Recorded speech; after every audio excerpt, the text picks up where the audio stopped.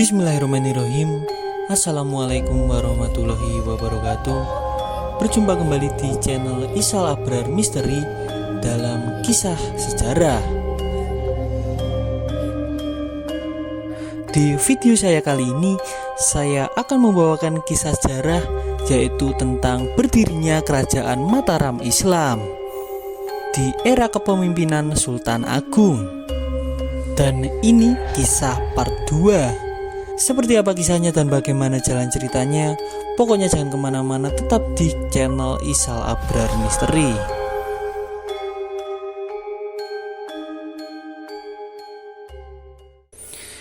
Tradisi pujangga Jawa sering menggunakan istilah-istilah semu atau simbol dan kiasan. Dengan demikian, kata Wudha dapat diartikan menggunakan pakaian kebesaran sebagai layaknya para bangsawan, atau tidak memakai perhiasan yang lengkap. Hal tersebut wajar karena kesedihannya yang begitu mendalam akibat kehilangan saudara dan juga suami yang sangat ia cintai, sekaligus menghadapi Arya Penangsang yang dengan segala daya upaya berusaha merebut tahta Kesultanan Demak. Dalam keadaan demikian, maka Ratu Kalinyamat sampai tidak sempat memikirkan pakaian yang rapi ataupun menggunakan perhiasan yang indah selayaknya seorang ratu.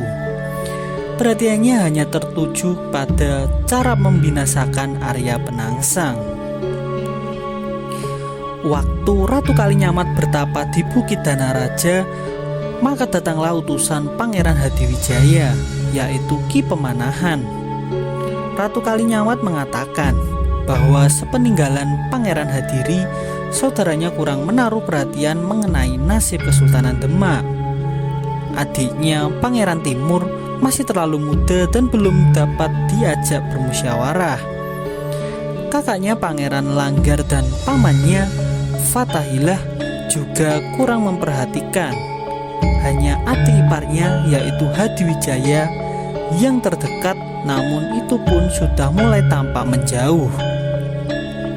Dalam hal ini nampaknya Ratu Kalinyamat prihatin atas nasib kerajaannya. Ia berusaha membicarakan dengan Panembahan karena ia adalah orang terdekat Pangeran Hadiwijaya. Dari situ diharapkan Pemanahan dapat menggerakkan hati Pangeran Hadiwijaya sehingga nasib kerajaan tertolong dan sakit hatinya terhadap Arya Penangsang dapat terbalaskan. Sultan Hadiwijaya merasa sungkan bila harus berperang dengan kerabatnya sendiri, maka ia mengadakan sayembara dalam usaha untuk melenyapkan penghalang pemerintahannya. Hadiwijaya pun mengumandangkan, barang siapa dapat membunuh Arya Penangsang akan diberi hadiah tanah perdikan. Semua prajurit dan pembesar Pajang tak ada yang menyakupinya, mengingat Arya Penangsang terkenal sakti. Sultan Hadiwijaya akan memberikan hadiah berupa tanah perdikan bagi siapapun yang mampu membunuh Arya Penangsang. Dalam sayembara tersebut, saudara seperguruan Sultan Hadiwijaya mengambil peran. Tercatat Ki Ageng Pemanahan, Ki Pejawi, dan Ki Jurumartani mengikuti sayembara tersebut. Danang Sutawijaya, putra Ki Ageng Pemanahan sekaligus putra angkat Sultan Hadiwijaya pun turut serta. Hadiwijaya mengumumkan, barang siapa berhasil menyirnakan Arya Penangsang, meski ia tukang potong rambut sekalipun, akan dianugerahi tanah Pati dan Mataram. Ki Ageng Pemanahan, Ki Ageng Penjawi, Ki Jurumartani, dan Ngabei Loring Pasar sanggup melaksanakan perintah Pangeran Hadiwijaya tersebut. Pada waktu itu Hadiwijaya belum menjadi Sultan Demak dan masih sebagai calon raja atau pengganti Sultan Trenggono yang terbunuh pada tahun 1546 di Panarukan ketika menyerang Blambangan. Hadiwijaya adalah salah satu seorang menantu Sultan Trenggono, putra Kebo Kenanga Adipati Pengging. Ia adalah satu-satunya calon pengganti sultan karena putra laki-laki Trenggono, yaitu Pangeran atau Sunan Prawata, serta menantunya yang lain, Pangeran Hadiri, telah terbunuh oleh Arya Penangsang. Pembunuhan politik semacam ini terjadi di Kerajaan Demak karena Arya Penangsang merasa dirinya lebih berhak atas tahta Demak. Arya Penangsang adalah salah satu seorang keturunan Kesultanan Demak yang menjabat sebagai Adipati di Jipang Panolan. Tercatat di dalam sejarah akhir Kerajaan Demak pada tahun 1500-an, Arya Penangsang adalah orang yang karismatik, sekaligus pemberang dan brutal. Sebenarnya Arya Penangsang tidak berhak mengklaim tahta Kerajaan Demak kepada Sultan Hadiwijaya. Akan tetapi karena ia masih menaruh rasa dendam kepada Raja Pajang itu, ia akhirnya mengirim pembunuh gelap untuk mengakhiri hidup Sultan Hadiwijaya. Ketika misinya gagal, Arya Penangsang membujuk Sunan Kudus untuk mengundang Sultan Hadiwijaya untuk bertandang ke Kudus. Penyebab dendam Arya Penangsang kepada Hadiwijaya adalah Kerajaan Demak setelah meninggalnya Raden Patah. Sultan Demak I digantikan oleh Adipati Yunus. Ia adalah putra tertua. Namun sayangnya raja ini tidak mempunyai keturunan laki-laki sebagai penerus tahta. Sebagai pengganti Adipati Yunus, ditunjuklah saudara laki-lakinya yang bernama Pangeran Surawijaya, yang sekaligus adalah ayah Arya Penangsang, tetapi malang. Sebelum diangkat menjadi raja, ia telah dibunuh oleh Pangeran Prawata. Kemenakannya di tepi sungai.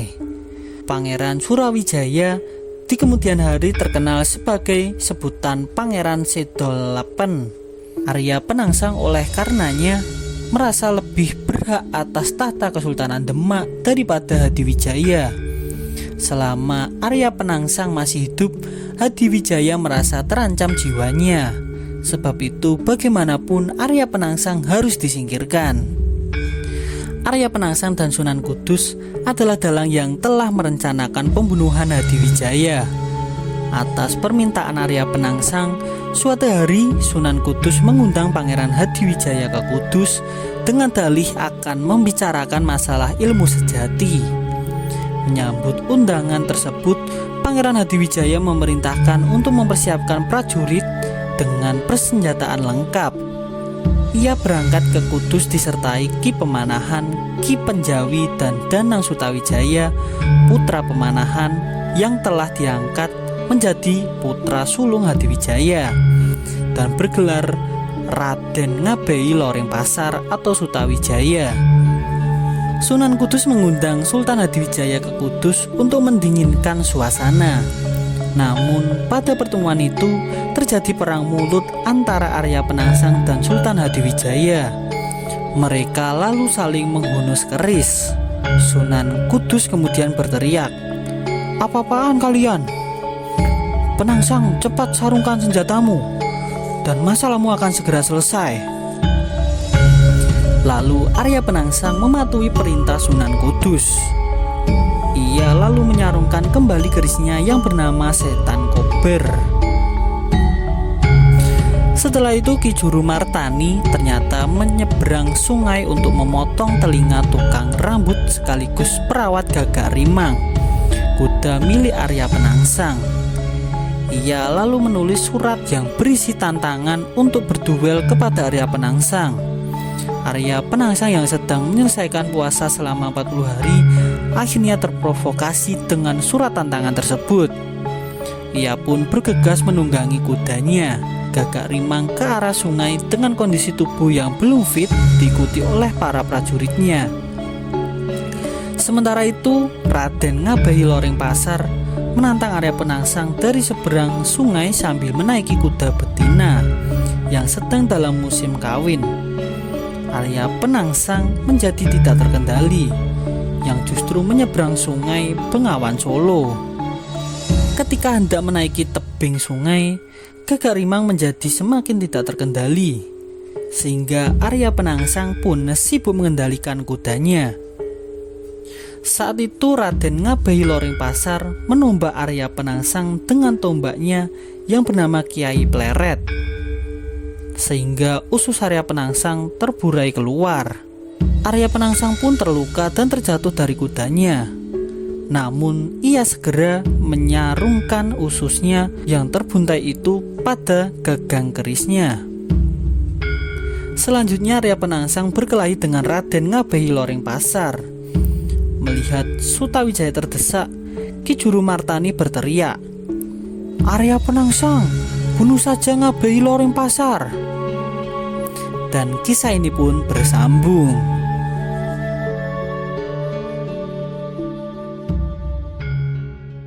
Demikianlah kisah sejarah kali ini. Saya memohon maaf apabila ada kata-kata yang kurang berkenan di hati teman-teman semua. Sekali lagi jangan lupa untuk tinggalkan like, komen, dan subscribe agar channel ini bisa berkembang dan lebih baik lagi untuk kedepannya. Kita berjumpa kembali di kisah nyata misteri lainnya di minggu depan. Dari saya cukupkan sekian, banyak kurang dan lebihnya saya mohon maaf. Wabillahi taufiq wal hidayah. Wassalamualaikum warahmatullahi wabarakatuh.